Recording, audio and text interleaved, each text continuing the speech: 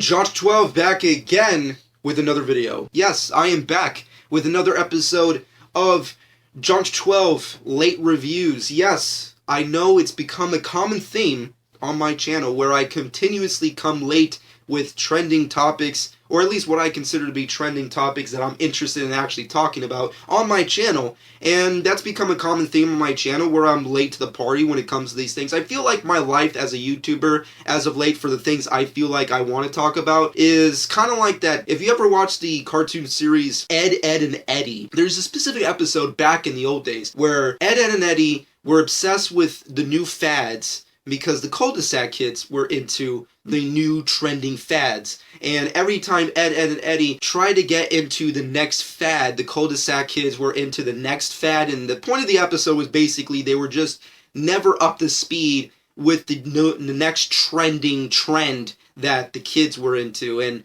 they were just never gonna... And the point of the episode was just like to set a new trend, a new fad. And, I don't know, it kind of got messy in the end of the episode. But that's basically my YouTube life. I'm trying to fucking keep up, and then I'm trying on the side to do something original, which is the whole Mr. Smiles thing, and I don't know, I'm all fucked up. But there is good reasoning for this inception, for this video existing, and that is this. I've been missing out on Dragon Ball Super episodes. I haven't had the time to review them. However, there are good news. This week, we will not be getting a Dragon Ball Super episode, which gives me the opportunity to review the episodes I missed out, an opportunity to hype myself up for the newest episode of Dragon Ball Super, which I hope I can review when time comes to release it. And of course, on a side note for future reference, for all of you who enjoy my videos, or at least watch them from time to time, you can go over to my Twitter and follow me there, because for those of you who are interested in thoughts on Dragon Ball Super for some god-awful reason, if I'm not talking about it over here, more than likely I'm talking about it over there on my Twitter. So please, go check out my Twitter and follow me there. But with that being said, let's get into the latest episodes of Dragon Ball Super. And of course, there will be spoilers, so if you haven't been up to date like myself, please go do so and come back and let's enjoy. But I will be reviewing episode 80, which is titled Awaken Your Sleeping Battle Spirit, Son Gohan's Fight. And of course, episode 81, titled Bergamo the Crusher versus Son Goku. Which one wields the limitless power? Now, let's start off with episode 80. Episode 80 was a huge surprise for me. I feel like this exhibition matches, these like set of episodes, have kind of been just a great predecessor and a good tell as to what kind of action we can expect from this saga and arc. And I feel like for all of us who have been wanting Super to get on its high horse and finally on that high pedestal that we had it in the beginning since Dragon Ball Z, to finally step it the fuck up, as Paul would say, and fucking give us some badass action and fight sequences. And this arc is really delivering on that. Every single fight so far has been pretty consistent and fucking phenomenal, I might say. And the Gohan fight is no different. It was a really good epic fight, and it was a huge surprise for me considering that I had zero hype for it, considering the fact that Toei Animation and Super have been releasing the most lackluster of Super teasers for their upcoming episodes. I don't know what the fuck, I guess they learned from like the Goku Black arc to not spoil everything. I guess ever since that Vegito episode, that Super Saiyan Blue Vegito episode, they were like, okay, we need to stop hyping people because we fucked up. We fucked up. Everybody thought Vegito was going to save the series. No, he didn't. Oh, no, he did not. So, ever since then, we've been getting like really lackluster teasers. But I think it's been working out for all of our appreciations for the series has been really working out because we've been getting some pretty badass episodes that we would normally think would suck ass. And this episode was great. We got Gohan fighting Lavender. We finally got some true justice done for Gohan as a fighter. We got some hints of this in the Great Saiyaman like mini arc in between this saga, and we got to see some cool things with Gohan there as a family guy, but in this episode we got to see him legitimately fight, and granted, he is not the fighter we once knew, he is not as powerful as the ultimate Gohan in the Buu arc, but I feel like this is just, in my opinion, this is just expectations meeting reality, but this is also just a point where somewhere in the saga, we will see Gohan return to true form, as hinted in this episode, and as hinted in the actual intro of this saga.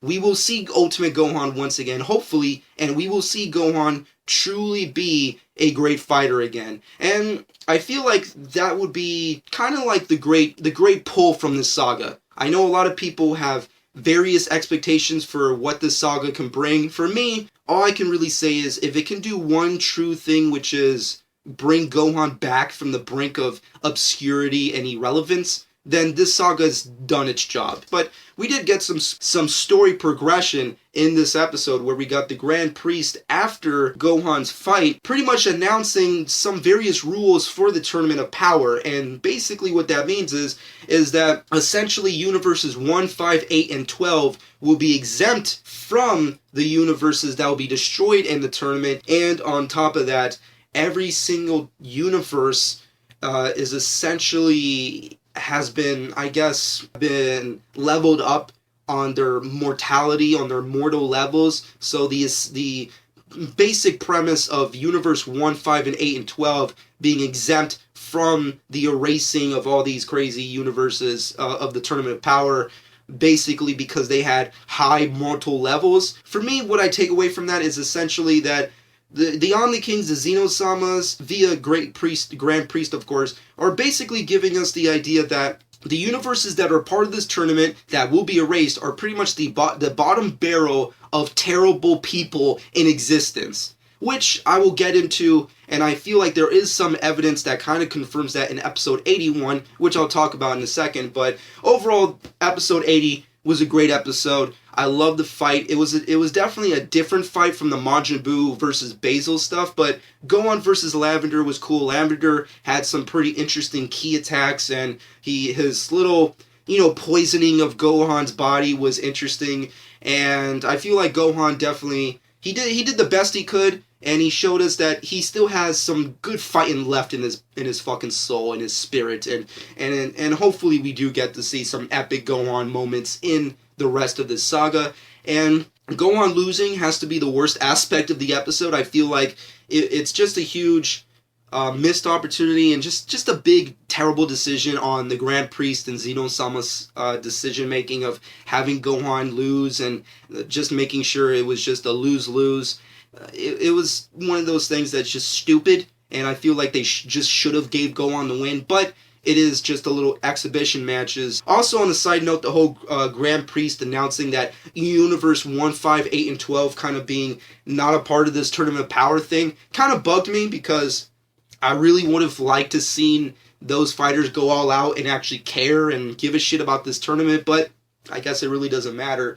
But with that being said, episode 80 was really good. I enjoyed the fight. The animation was really good. I loved how these episodes are looking. I feel like no matter how interesting the filters they've been using, it's been very well animated and crafted artistically, and I love the episode. The music, the action, the acting, everything was pretty much solid and on point on episode 80, so I have to give it a solid 8.5 out of 10. Moving off of that, everything gets all crazy in episode 81 because we have the last battle in the exhibition matches between Bergamo and Goku, and the most interesting aspect about the episode is that essentially Bergamo, prior to his fight with Goku, essentially pretty much scolds Goku in front of all the gods and angels, and essentially Bergamo tries to get all the angels and the gods to hate Goku, and Bergamo essentially try to proclaim to the Xenosamas as to a much better course of action with Tournament of Power, and essentially saying that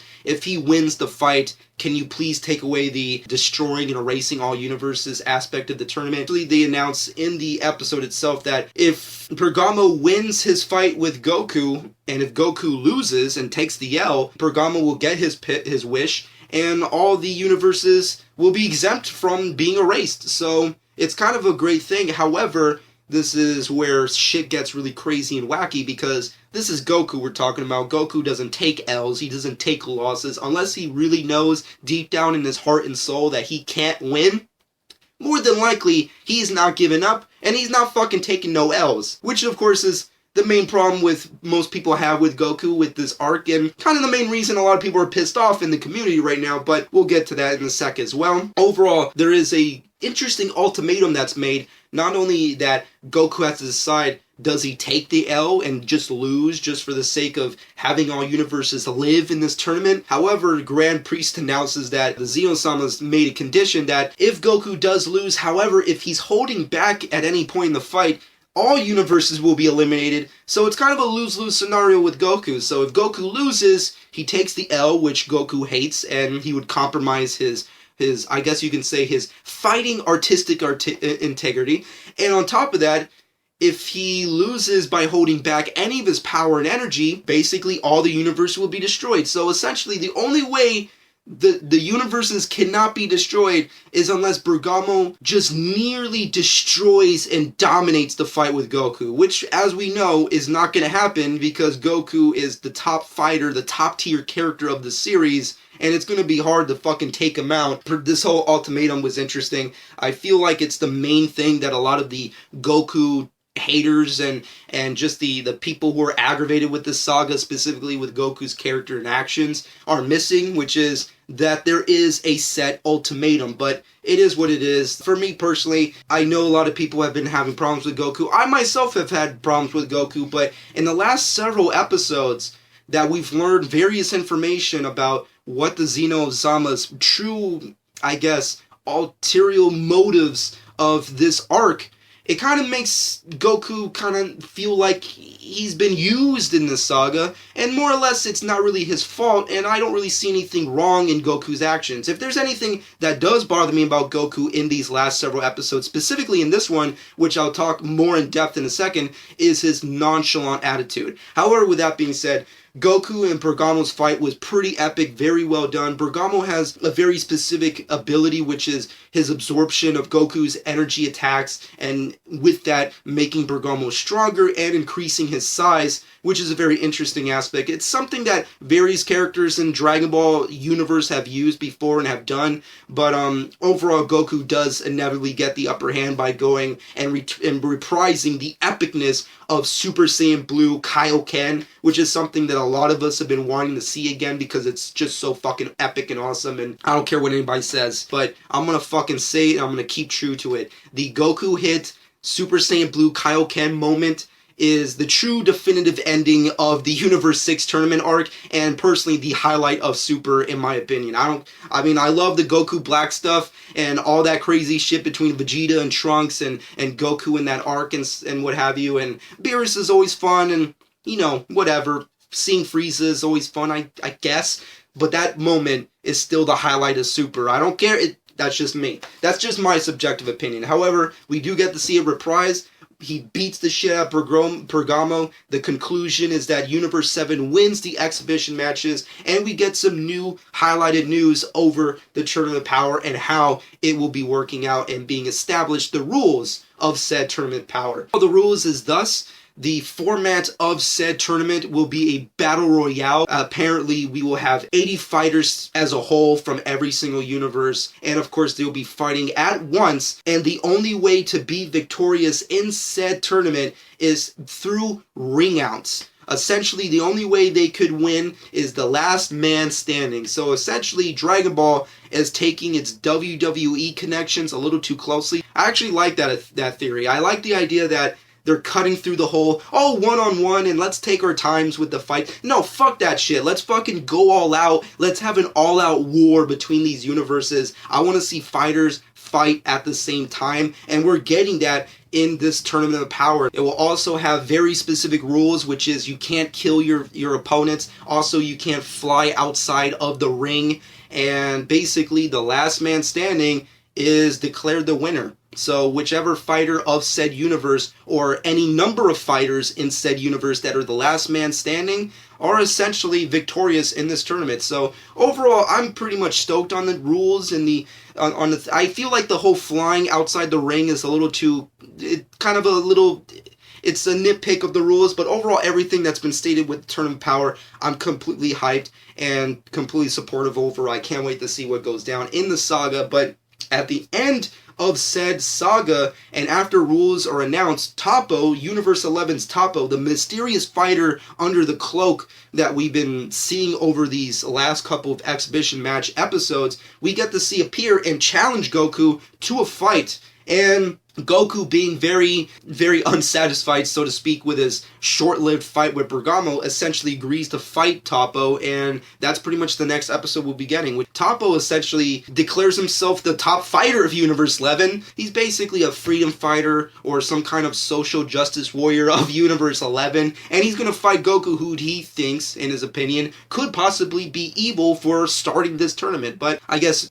Toei or Dragon Ball Super's way of being like, hey fans, we understand you're pissed off at Goku. It's okay, people. We're addressing that. We're addressing the problems. Take it easy. That's just how I see it. Overall, the episode itself was awesome. I really love these last previous episodes we've been getting for Dragon Ball Super, and I cannot wait for the upcoming episodes within this saga. So overall, I have no real nitpicks. When it comes to 81, the episode was pretty consistent. I love the fight between Goku and Bergamo. It was very fun, entertaining. It was a good orchestrated fight. I also liked Bergamo's attacks and power. Goku, he was pretty much pulling up all the stunts, and we got to see a lot of the cockiness of Goku. I know that once again is a big thing that most of the people have taken offense towards, but let's touch upon that right here real quick, because this episode, seeing as how, is very Goku-centric, obviously has its fair side of a lot of objections from the fan base and a lot of negative aspects to the episode itself. So let's touch upon that real quick. For me personally, as I stated, the only thing that's really been aggravating me about Goku's actions is the nonchalant attitude he has.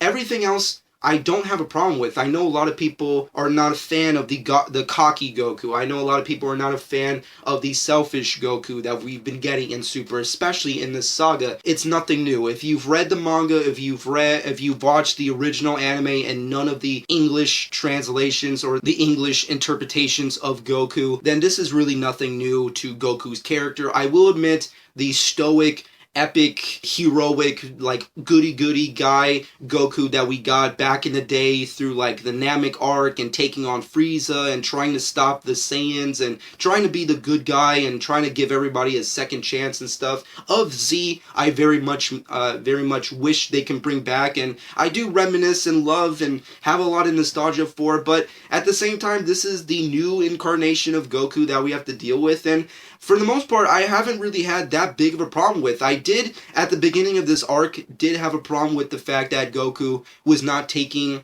responsibility, which was a large portion of the first episode of the arc. However, as we've learned with these last several episodes, a lot of the actions that Goku set into motion was already set into motion through the Omni Kings, through the Xenosamas, so I really don't take offense to Goku's action through that. The only thing that truly does bother me that's illuminating in this episode has to be Goku's simplistic naivety and obliviousness to everyone's problem with him. That's the only thing that really bothers me about it, because Goku is aware of how people feel, and he should understand the fact that people have a problem with the fact that their universe is going to be destroyed about this tournament. And I feel like a lot of that has to deal with the fact that we have to understand that this is Akira Toriyama's writing of Goku. This is the way he feels. Also, this is Toei Animation's re-engineering of Goku, because Dragon Ball Super is headlining and airing against other kind of shonen battle animes, and Goku has to basically be reminiscent of his contemporaries. So he has to be very much like Luffy and other characters like Luffy. But overall, I've had no problems with Goku other than his obliviousness and naivety. That's the only thing that truly does bother me about Goku in this arc, and that's the only thing I feel most fans who are hating and having problems should have a problem with in this arc, which is the obliviousness. Other than that, everything else Goku's done really doesn't bother me. There's a great moment where Goku just takes on Toppo, just takes on Bergamo. He's on like Vegeta becoming Super Saiyan for the first time, Cloud 9. Like, he's completely cocky. I mean, there's a point in the episode where he's just like, oh, I'm the villain? And I'm gonna have a target on my back, and everyone in the multiverse is gonna fucking come at me. Well, you know what? Come at me, motherfuckers. Come at me. Fucking, you want to fight me? I'll take all of you sons of bitches on. I actually really liked that. I thought it was a really good, I shouldn't say really good, but more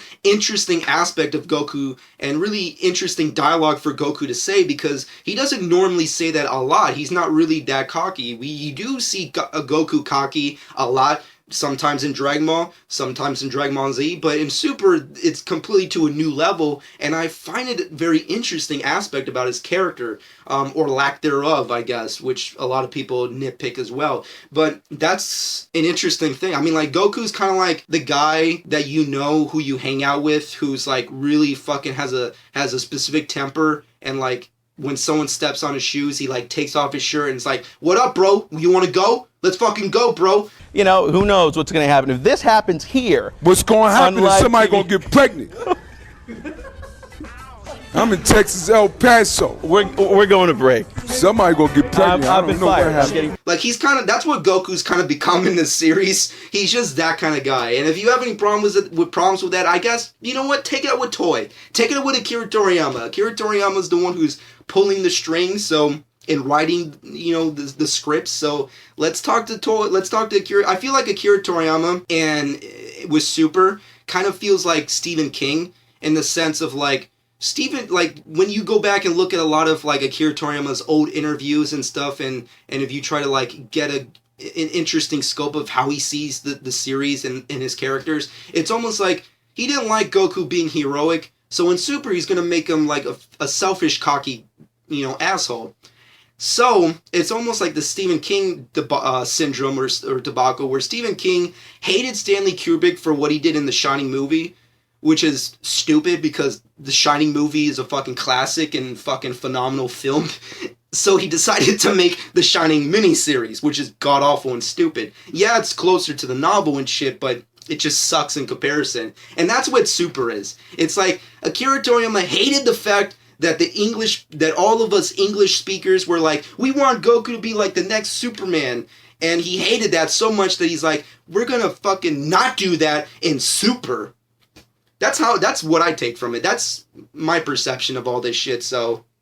yeah, that's all I really can say. But also you have to take into effect, and this is where my speculation kind of gets crazy, is that in this arc, in this episode specifically, Bergamo, denounces Goku. He basically scolds Goku in front of all the gods and tells him how terrible he is as a person and that he's evil. So my guess is the whole mortal level thing, aspect of the tournament, and the reasoning behind universes 1, 5, and 8, and 12 are exempt is possibly because of the goodness of these universes. So maybe the point of the whole mortal level plan is essentially that it all depends on how good the mortals are of said universe. So if that's true, if I'm like going out on a limb and saying that's true, maybe the universes that will be destroyed, like Universe 9 and what have you, are because they're evil and they're filled with evil, selfish, bastard characters and people.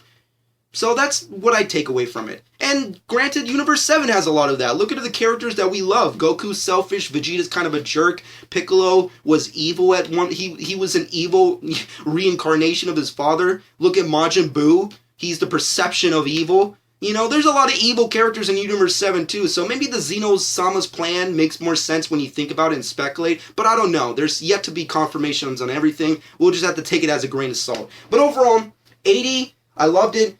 It's a 8.5 out of 10. 81, I loved it. I say it's a good 9 out of 10. That's my final verdict for episode 81. I really enjoyed the episode. It was great fights all around, and I can't wait to see what's coming up next. You know what? I've talked too much Dragon Ball Super in this episode reviews, so let's just end this motherfucker. I hope you enjoyed. Comment below. Let me know what you personally think of the previous episodes of Dragon Ball Super, what I had to state, and of course, speculations for future episodes in this arc. And of course, if you haven't done so already, subscribe to my channel. I'd really appreciate that and would love you for doing so. But that is it. That is the end of the video. I hope you enjoyed, and this has been Josh12.